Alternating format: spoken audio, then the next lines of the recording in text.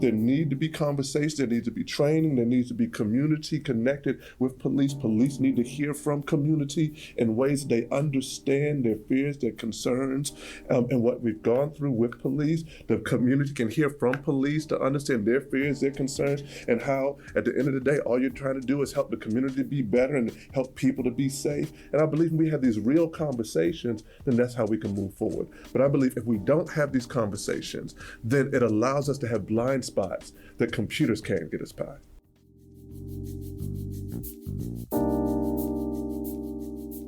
You're listening to Precinct 444, a podcast network from the National Law Enforcement Museum.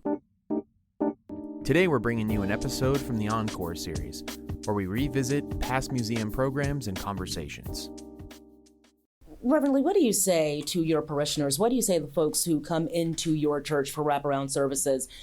When there's this kind of information out there, what do you say to folks to prepare them to take care of themselves, to protect their neighborhoods, for mothers to protect their sons who may be high on what was once a list and is no longer a list?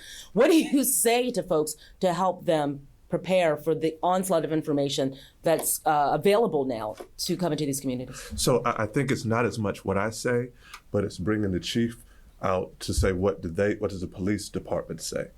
I believe these kinds of conversations are the kinds of, no matter what I say, the reality is when you talk about predictive policing, I feel like I've been dealing with predictive policing most of my life.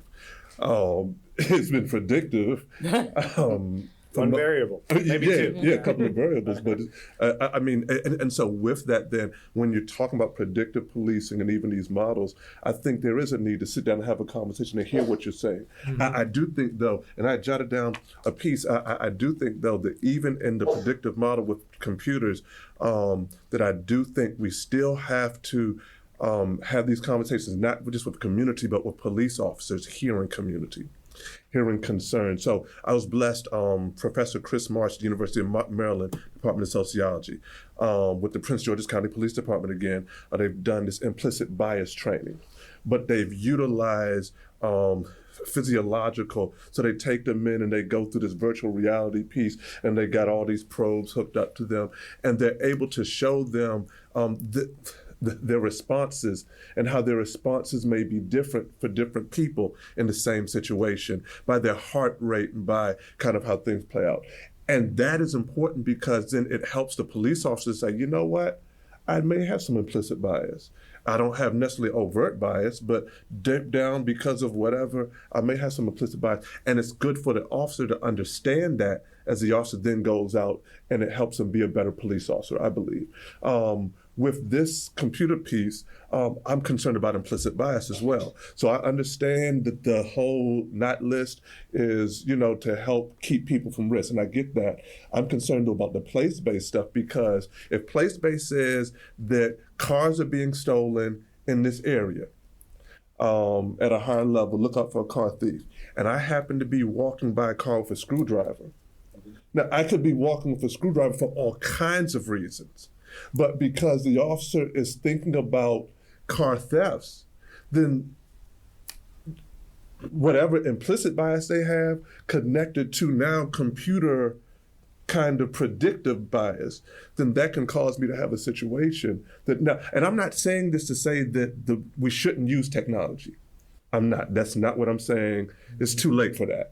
It's just too late for that. I am saying that there need to be conversations, there needs to be training, there needs to be community connected with police. Police need to hear from community in ways they understand their fears, their concerns, and what we've gone through with police. The community can hear from police to understand their fears, their concerns, and how at the end of the day, all you're trying to do is help the community be better and help people to be safe. And I believe when we have these real conversations, then that's how we can move forward. But I believe if we don't have these conversations, then it allows us to have blind spots that computers can't get us by. Chief, what is the next step in this technology? What's the next level? You talked about starting with people, you've moved to places. What's next? All right, so how much do we want to scare you, Professor? I got another book to write. All right, so it's probably in this book already, but policing often doesn't have the money that other industries have. So you're going to see things advance more quickly in other sectors. Police are usually catching up just because we don't have the kind of money that other spaces have. So where it's going to go is AI, artificial intelligence, and you're seeing that already to some extent. One example is, and this will hopefully be a very innocuous kind of non-scary example, but you can tell me if it's scary to you or not. So here is the example. So I'm scared already. You're scared already. So we have 35,000 and growing surveillance cameras in the city. So more than any other city in the U.S. The second biggest would be New York, who has about 6,000 right now. So we have all this, and they're all in the public way. So nobody's looking into somebody's bedroom window. These are all on the street. So we have all this video content, but we do not have 35,000 people watching these cameras. So analytics eventually will be able to help us determine, is there something happening that maybe somebody should look at? Because we're looking at some cameras, we're just not looking at all of them. So could we detect some behavior that's outside the baseline? I am not talking about real-time facial recognition, surveilling people as they're walking down the street. Not talking about it. Not talking about it ever. Not now, not ever. A, for privacy reasons, most importantly, and B, because the tech won't be there. But what we are talking about is there some indicator of some public safety issue that somebody needs to look at that could be maybe two objects colliding, like two cars crashing into each other, maybe somebody falling down, maybe somebody tripped and fell and hit their head on the pavement and needs EMS, needs medical assistance. Maybe people are fighting. Maybe there's some indicators of people fighting. We're not talking about using personally identifiable information at this point or ever. We're not talking about facial recognition. We're talking about indicators of behavior that could be a precursor to some emerging problem. So, and people are doing this anyway. Again, it's like all this other technology. So, Reverend, you brought up the point about a risk model to come up with areas that it might be predicting car break-ins, vehicle thefts, and then the police might use bias in policing those areas. The one point I would like to make is that this same technology is not doing anything new. It's just doing it more efficiently. But hundreds of years ago, people were developing pin maps and saying, okay, I'm going to draw this area that you need to focus on today because there were some maybe horse-drawn buggies that were stolen in this area 200 years ago or whatever. So this is just making it hopefully more objective, more effective, more predictive, more accurate. But it's not doing anything radically new. It's just enhancing things that have been done. And police have a lot of tools, including the use of deadly force. You want them to use all those tools in a constitutionally respective way, in a non-biased way. So across the board, police should not be using anything in a way that biases anybody. When does this go too far, Professor? At what point do people need to rise up and say, enough is enough? In your mind, when would you say this has gone too far? We need to back this up and change the direction. You know, I think it's a hard question. So imagine what you just said, right? So there are 30,000 cameras in Chicago that if there's a hand-to-hand transaction could record as an automated prompt. Want to see what that is? Is that a drug deal? Is that just someone shaking hands? Whatever it is. You have an ability to track back when something bad does happen, someone gets shot, whatever it is. You can follow the cars back and see where people went, right? You've created essentially a time machine that's an incredibly powerful investigative tool. On one hand, you say, that's terrific. That means there will be no crime in the city of Chicago. I'm sure that won't happen, but it'll be easier to solve. People will know that. On the other hand, you might say, that sounds a lot like a sort of Big Brother surveillance state where we can't do other things, like the people who will go protest, or people who want to say, we don't like the police, or the people who will say other things will be chilled because we will be watched. You also have to ask where these cameras are being put. They're usually being put in poor areas, places without the sort of political will to push back, and that could change, I guess. I'm sure there's downtown, too, that they have That's where most of them are. Right. And in Manhattan, too, like all it's a nice part of Manhattan. It's all covered. But again, like that's a debate. Maybe the citizens of Chicago say, we're okay with this. We're willing to trade off our security for this invasion of privacy. Or maybe they say, we don't want that. There is actually a difference between an algorithm picking where you go that isn't fully trusted and the pushpin map. Like both are doing similar things, but there's a difference to it. And it's a difference worth having a conversation about. It's not automatic. And again, I don't know what the answer is, but I do want communities to be engaged in the questions. Because I think this is my fear. This is sort of the story of big data policing, is that it has pretty much been pushed without a whole lot of interrogation, in part because police have a job to do. There are people being killed right now in Chicago. No offense, but hopefully not. But you know what I mean? Like, there's like they don't have time to think about all of the they don't have time. I mean, things are happening in real time with real issues and real cases. You don't really have time to sit back like academics do and think about all these issues. But many times the first iteration of anything is not the best you could do. And that we should be having these conversations to keep improving and recognizing that we could do it. Same thing with, like, you have this literal time machine. When do you want to put checks on it? Maybe you don't want it covering like outside the abortion clinic or the immigration place. Maybe you don't want it in a place where there's First Amendment issues. Or maybe you do. I don't know. Those are conversations to be had, and you could actually come to some agreement. I mean, not full agreement, but some sense like this makes sense to us, right? But what tends to happen in all these cases is that it just gets rolled out, and they're thoughtful. Like, you guys are putting in your own rules. You're trying to think through it. But the conversations aren't as broad or as big or as deep as they should be. And that's all I'm pushing for, is to actually have those kind of conversations at the front end, because, you know, we can talk about LA and the mistakes they made. We can talk about the early iterations of some of these rollouts of other technologies, like persistent surveillance flying over Baltimore without anyone telling that there was a camera with literal ability to see all of West Baltimore at one time, and was listening to the police radio runs and hearing all the crimes, and then wrapping up the video of the crimes and sending it to Baltimore without anyone telling the mayor or the chief of police or the city council or anyone that this was going on. Like, that's a mistake. You actually could have an honest conversation about whether you want that kind of technology. I don't actually know what the citizens of Baltimore would say.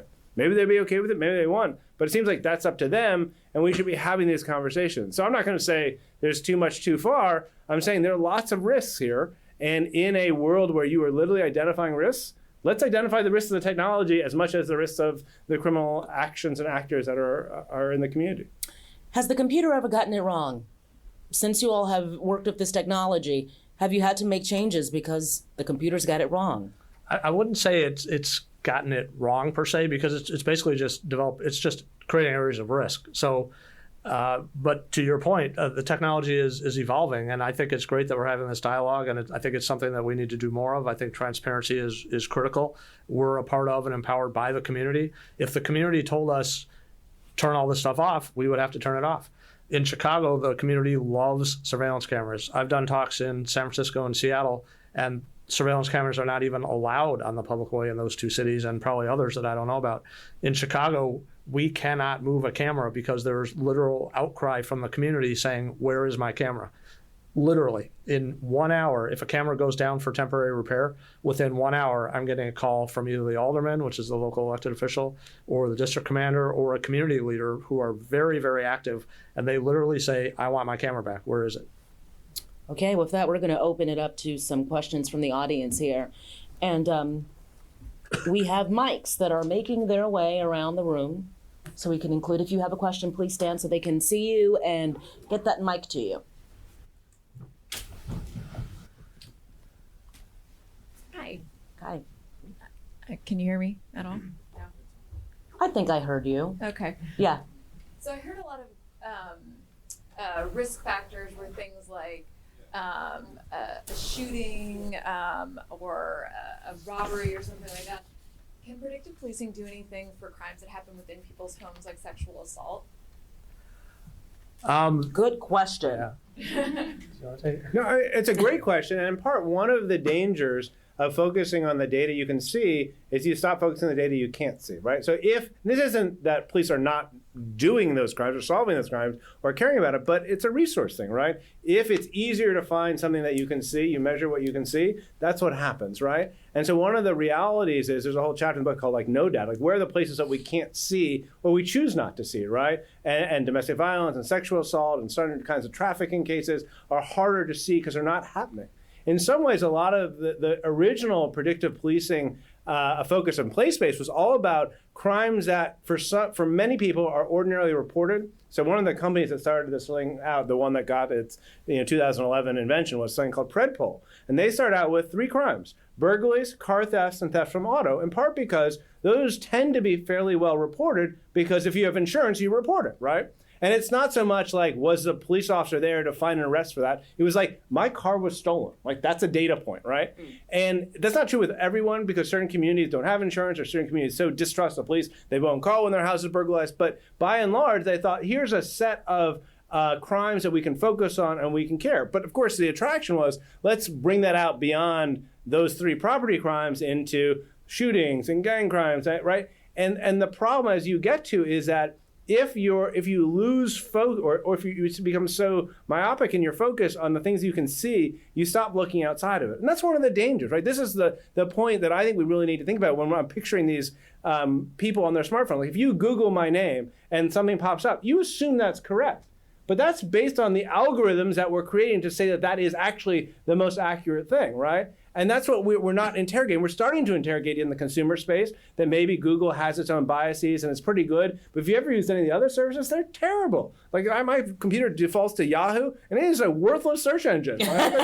It's absolutely You need useless. to switch to Google. I do use in Google case when anybody I from go Yahoo back is there. watching. It's useless. But again, to me, it shows like this isn't, you think it's, because the data comes to you, you think that it's going to be automatic. And it's something that I would ask the chief about. Like, if I'm a hiring person, do I need different officers? If suddenly my officers are going to become data analysts and data inputters and data focused people, maybe the pool of people I want to bring into this profession might be different than the person who I would have hired 20 years ago. And what are we doing to sort of resource that and support that? And have we thought about that? Because we want officers to say, like, I have this data point, but there may be other things behind this that I haven't seen, and I don't want to not go to domestic violence calls because my computer told me not to go there. I want to be a critical thinker. I want to figure this stuff out.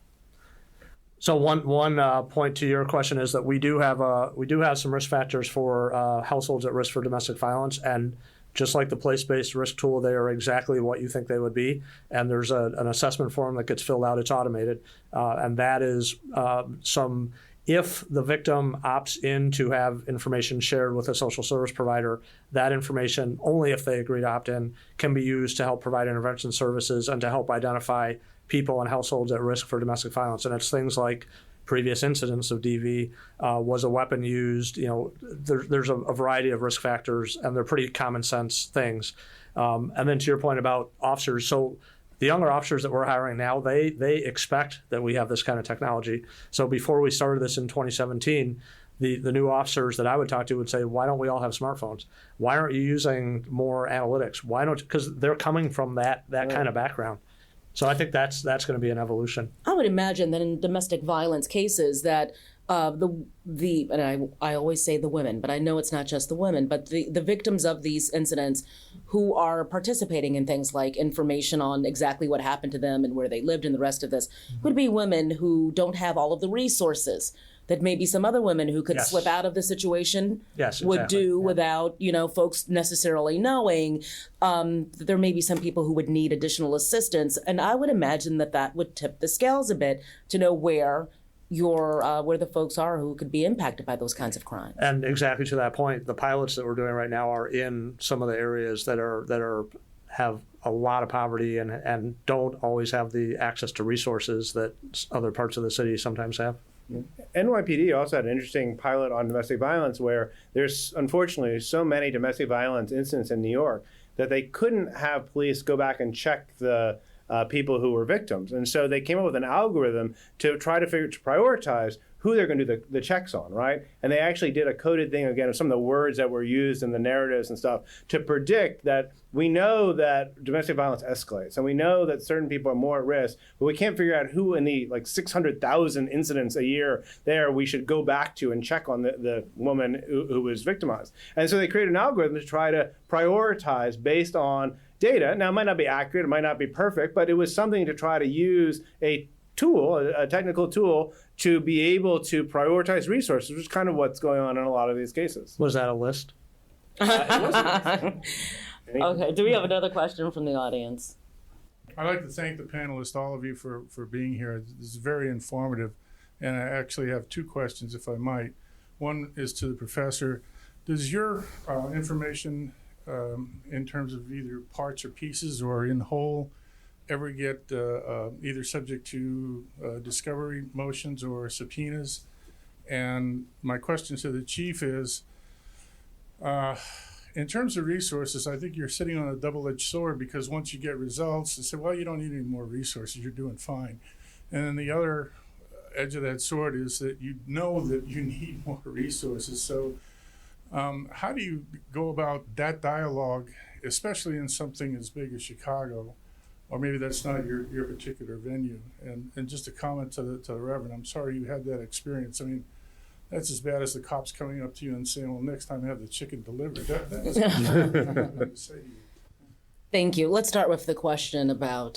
So I am just a law professor who sits at my desk and comes up with interesting ideas. So I rarely make it back into court. I was a trial lawyer at one point doing criminal defense, but I don't get subpoenaed. But I think there's actually an interesting issue of some of this data, right? So as much as all of this technology is sort of building networks of investigative power for police, it also is capturing exculpatory information, impeaching information. If you think about this network of big data surveillance things, you are capturing both things that are really helpful to your case and things that are not helpful to your case. And unless you code to be able to find both, you're going to be in a weird situation where you're going to know there's exculpatory information you're supposed to turn over to the defense, but you can't find it because you didn't build the system that way. And Manhattan DA's office right now is actually in that situation where they built this incredibly powerful, this again, the prosecutor's office, incredibly powerful networked investigative tool to be able to figure out who are their primary targets that they want to sort of focus their prosecution resources, how they're connected, how they're networked. But no one, when they were building this architecture of investigative resources, thought about, at some moment we're going to be in court. And someone that's made a defense lawyer is going to say, can I have the exculpatory information on this? Because you know about all the other rival gangs, you know about the other shootings. Did you build your system so you could find that? And the answer I've gotten is like, nope, no one asked, right? And to me, that's not a thing that isn't solvable. But it's about when you ask these questions at the front end. You're literally building an architecture of surveillance. Can we think about these issues at the front end to avoid these back end problems that are, I won't say obvious, but are going to be? They're going to be issues of transparency, issues of bias, issues of accuracy, issues of efficiency and effectiveness. Like, we know that. And what's unfair is we ask police to answer those questions.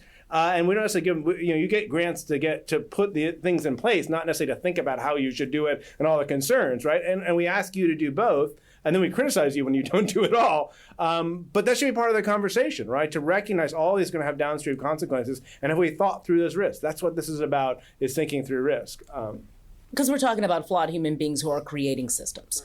And what are the systems going to check for? And we're talking about, to be honest, a system of social control and surveillance that has not been kind to communities of color. Like, the history of law enforcement, sorry to say it here, has been a targeting of different techniques to poor communities and communities of color at the first time. And there's a real fear that we're also seeing surveillance being targeted in the same ways. It doesn't have to be that way. We're in a different situation and world, sort of. But that has to be part of the conversation. We have to accept and embrace that there is distrust of law enforcement. And there's a reason for it. See the exhibits outside. And that we need to confront that to say that what we're doing here is a positive, not a negative, and you shouldn't be as scared. This isn't just going to be a way to justify locking up more people of color. Let's talk about resources. This is a very good point. When you're doing well, they don't think you need any more help. So that is a decision that's made by the superintendent, the mayor, and the city council. So it's a little bit above my pay grade. I do go to our budget hearings every year, but I think it's safe to say that every community is always asking for more police. So I don't think we're going to see our budgeted numbers decrease. I think maybe someday, they'll increase, who knows. But what I do think this information can do is help us to optimize the resources that we're allowed to have through the city council to be able to be more precise about when and where we deploy them and how we use them. Question. Yes. Question. When we talk about resources, also because you need so much resources for the technology, and there's only but so much pie, how does that affect the money or the kind of resources put on community policing? So that's a great question. This is expensive. The ShotSpotter alone is going to be about $8 million a year to sustain. We've gotten a lot of private foundation donations to help with the technology. Some grants, like the subject model is grant funded. A lot of the evaluations that we're doing, that RAND is doing, that's all grant funded. And those foundations are also funding some community policing efforts. The city council has given us resources to provide a lot more police officers on the street, which helps with community policing. So we're hoping that these can all work together and that one doesn't suffer because of the other. Wow. I'm thinking if we just put more money in the front end of education, it could really help on the back end of these things, but that's a whole other conversation. Yes. Hi there. Professor, I do live in downtown Baltimore. I'm familiar with the eye in the sky. And I helped put the domain awareness system together in New York City, so I'm very familiar with that. But I have an interesting question because as Jonathan mentioned, I'm a Peelian as well, and the principles of Peelian policing. And one of them is the police of the community. and the community of the police. And I personally felt, and I've written on this, that police are always called in when all the other city services fail, whether it's education, public works, social services, business and economic development. So police, a lot of duties are placed on police that probably need to be rethought. So the technology behind what Jonathan's doing is about risk identification and trying to save that, which actually, I won't mention the city, but another chief in another city in the Midwest built something like this in the 99. And the sergeant who was running it identified a list of 28 individuals in that city was basically the hit list. These people were going to die. And he brought it to the chief. And what do you think the chief said? Get the list out of here. By the time he brought it to the chief, one was dead and one was already in critical condition in the hospital. So this technology can save lives. The question is, at what point maybe do we give communities the ability to identify the risks themselves so that the police are focusing on the more intense problems in the city and the communities bring their responsibilities to the table equally, as Robert Peel suggests? I mean, I sort of joke that the problem with predictive policing is the policing part, right? That the idea of risk identification in communities and the fact of approaching violence as a public health problem makes a lot of sense, right? We can identify people who are more at risk. We can intervene in that way. But what has happened is that the funding streams, either through NIJ, either through grants, has been to police because we do think police can solve these problems. And when you are a chief and you have strapped resources and you're given a grant, you don't necessarily say, you know who should have this? Health and Human Services. Let them handle this, right? Because you're not going to get that money back. And then you say to the chiefs, well, why are you the ones being the face of social services? Like that's, a disconnect to the people who have grown up not trusting police. And the answer is because there's no one else. And that creates a real tension. There's a whole chapter in my book called Bright Data that is basically like, can we take the same risk identification piece, this public health approach, and reshape it to improve sort of the community control of this? Again, that will, I would say, disempower police. It would just mean less control over police, but it means trying to do the same things. Now, that too will be critiqued by people who say, well, now you're targeting, truants and or people who are like food insecure, and why, and that's a real concern too, because we've seen that same discrimination in some of the social services programs. But I think that one of the problems is that we've tasked police not only to do the impossible in so many other cases, but also here to focus all their resources, as this is a policing model, right? This is about they're police officers and civilians who are trying to keep things secure, not thinking of the larger public safety issues that we know are driving crime. And again, like if you ask any chief of police, like, what's your answer to crime? The real answers of, better schools, more hope, more education, more jobs, all this stuff, like they don't get to control. But if you're told like, hey, we got this new fancy tech thing that's going to make you feel safer, that's an easy sell. And that's why it wins in a lot of times. And it's not that it's wrong, because police are going to police anyway, right? And you might as well have smarter police. You might as well have people who know more as they're doing this. And like that's what we do in every other industry. Why would we not have police be smarter?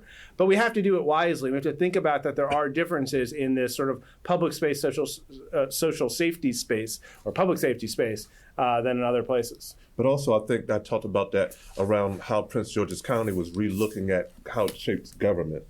And its relationship to police department, the Transforming Neighborhoods Initiative, that was about, let us look at these hot spots, let us look at these pieces. Now, what Prince George's County is doing now with a new county executive is that they're realizing, okay, we had done that just for hot spots, but we realized that there were people in other locations who had similar needs, that because they weren't in hot spots, quote unquote, that they weren't able to get this kind of service approach. So now Prince George's County is taking that model and expanding it to the whole county to then deal just with needs and people who kind of meet certain criteria of needs, to then be able to kind of offer those kinds of services. And it really does not necessarily have to take more money. It just has to take more efficient government and more efficiently being able to use what's already there to be able to just direct the services to where they need to go. You brought up a point earlier when you said education, and of course, it's true. The areas that have a lot of poverty also unfortunately have a lot of crime, and also unfortunately often don't have the same kinds of job opportunities, don't have the same kinds of good schools often, sometimes don't even have their food deserts, they don't even have access to nutritious food. You have unemployment, you have maybe single parent households, not that that's intrinsically bad, but you maybe don't have the family support that you have. This needs to be a comprehensive program of support for communities that need it the most. And in some places, unfortunately, this is going to take a long time, because these are chronic. These communities, the south side and the west side of Chicago, have chronically had the highest crime for decades and decades and decades.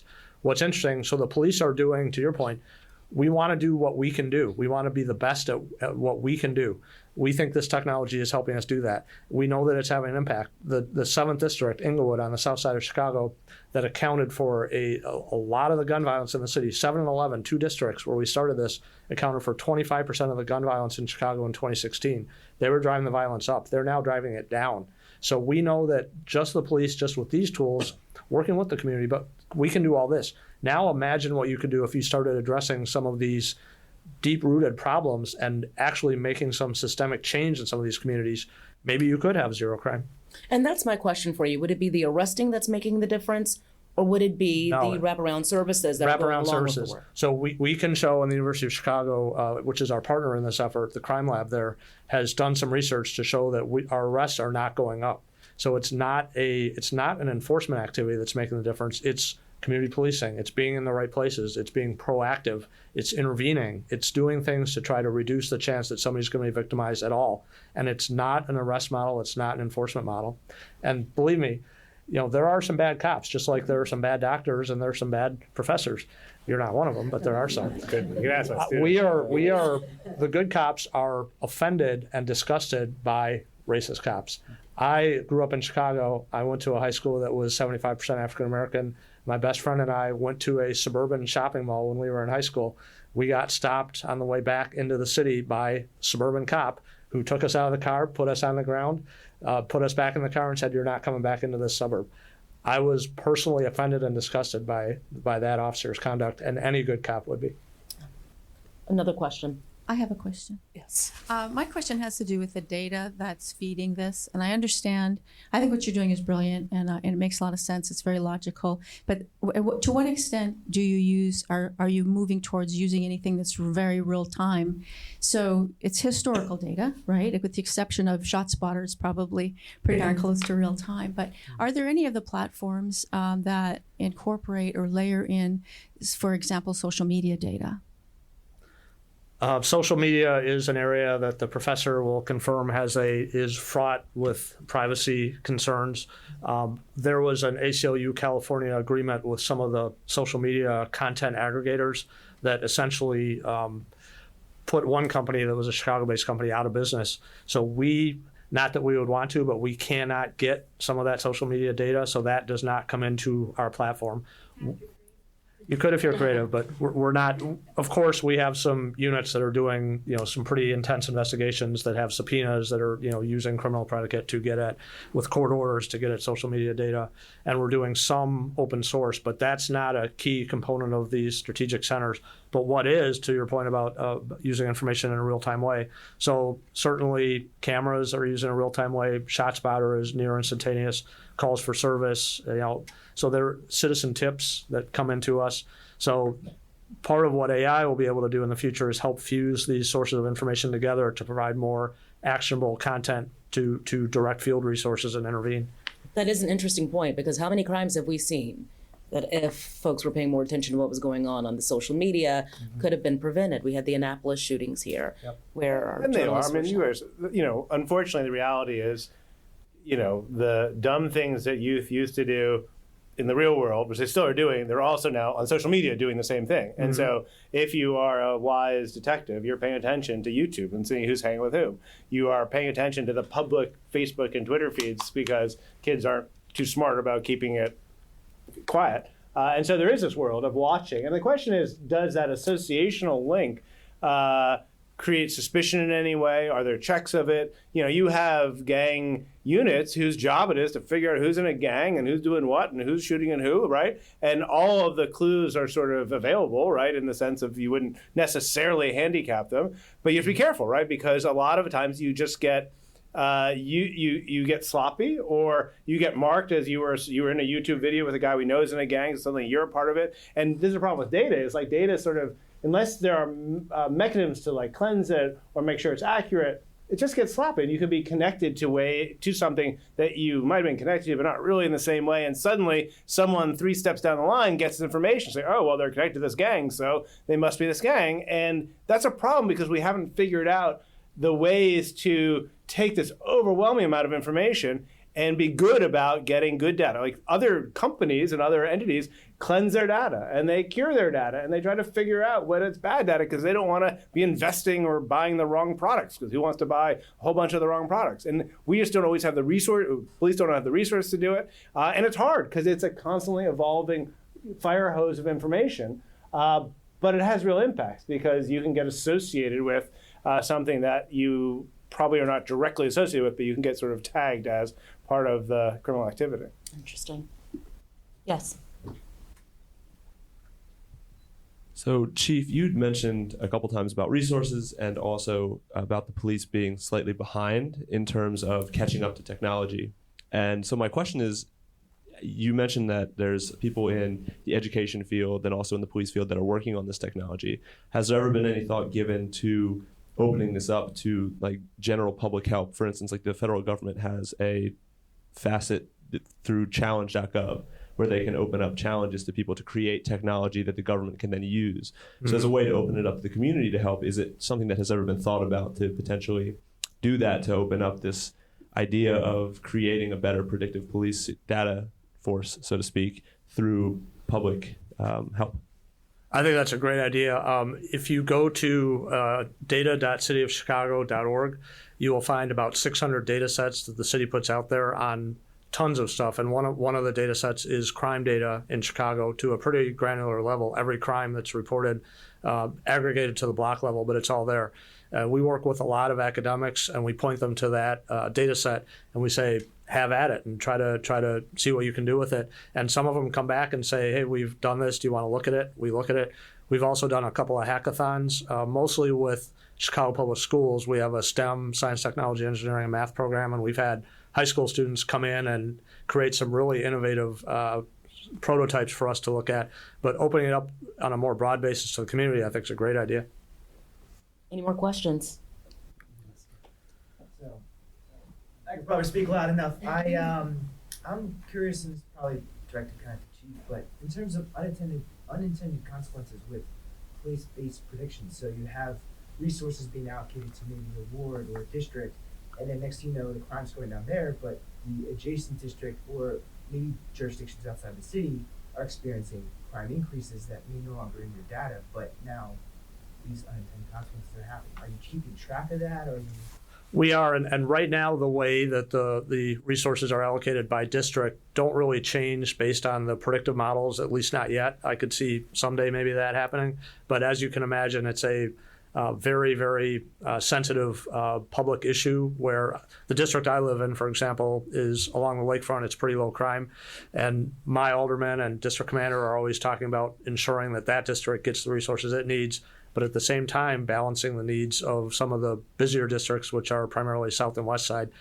So right now, it's used primarily within district boundaries to be more precise about how those resources are allocated within the districts in terms of times and places and activities. But I could see a day where that could start becoming an issue, yes. Okay, well, no more questions from the audience. So final thoughts. Oh, I'm sorry. One more question. Okay. Would you like the mic? I still don't see the No, hand. that's fine. Oh, okay. And you talking Sorry. about intervention and risk factor. So the two things, do you measure when intervention does occur, do you measure the result of that? And then who's protecting the intervener if it's not the police?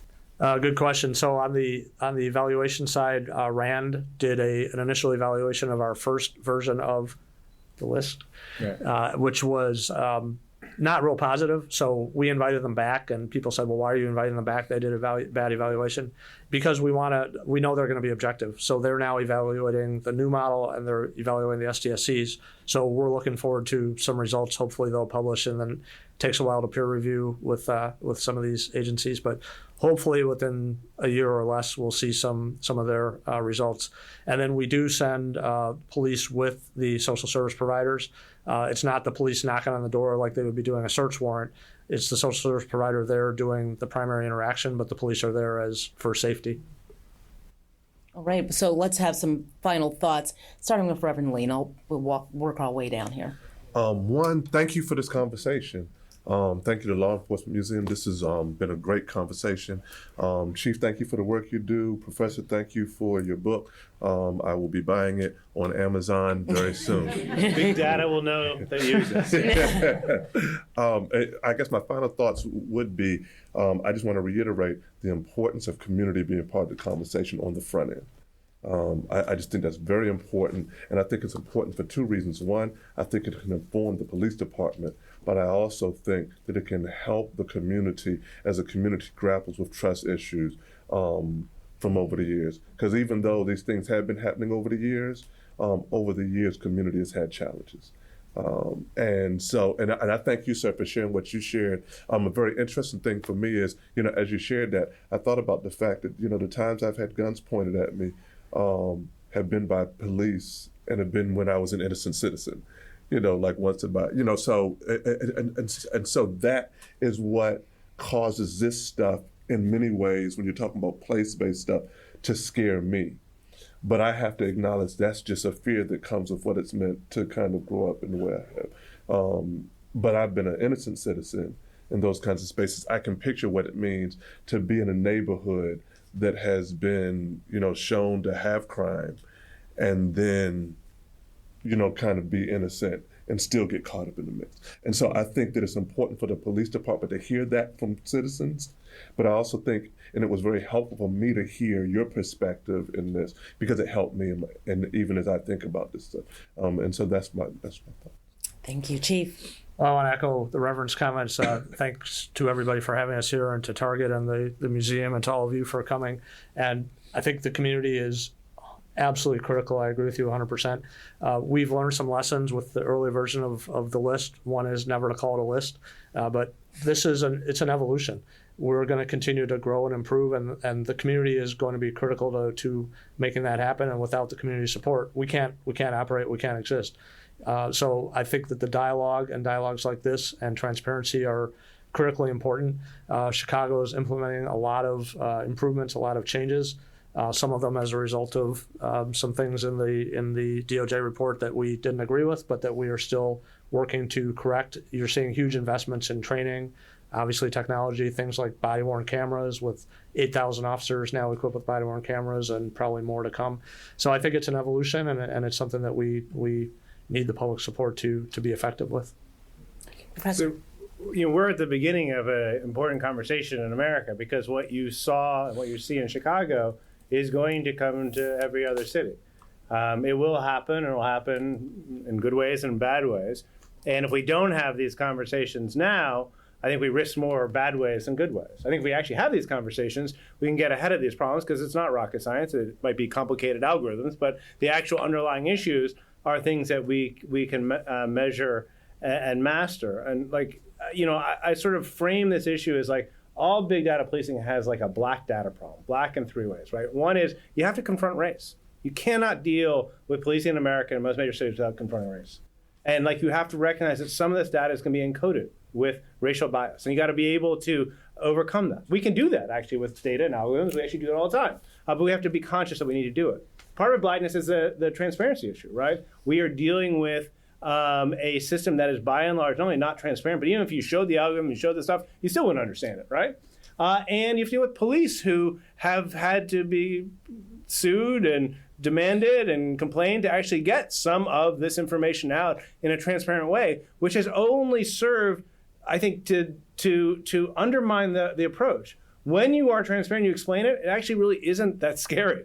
But if you don't explain it, it feels a lot scarier. And the fact that every conversation begins with Minority Report just gets to the point. Like, it isn't that, and it isn't going to be that, but we need to get over it. And part of it's also thinking about the law. We haven't spent time thinking about how these technologies will distort privacy on the streets, distort Fourth Amendment rights of citizens there, change use of force if you know people are, in high crime areas or predicted areas or individuals who have high risk scores. It's going to change how police see them.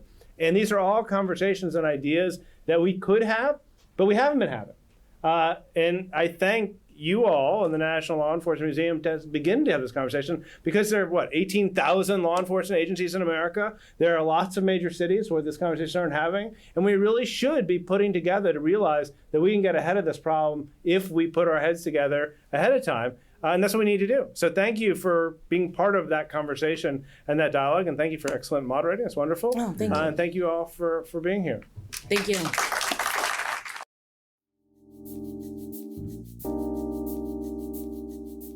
We hope you learned something from this episode and will join us next time for another edition of Encore, where we revisit past museum programs and conversations. A special thanks to all of you for listening to this episode of Encore, a series from the Precinct 444 podcast network by the National Law Enforcement Museum. Please subscribe to Precinct 444 on your favorite podcasting platform to stay connected and to receive our latest content as soon as it drops. We would love to hear from you. Send in your questions, comments, and feedback to precinct444@nleomf.org. You can help us make our content even better.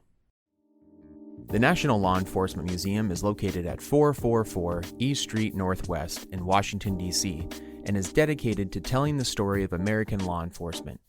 We expand and enrich the relationship between law enforcement and the community through educational journeys, immersive exhibitions, and insightful programs. Find us online at lawenforcementmuseum.org and stay tuned for more podcast content from Precinct 444. Until next time, stay safe. We'll see you at the precinct.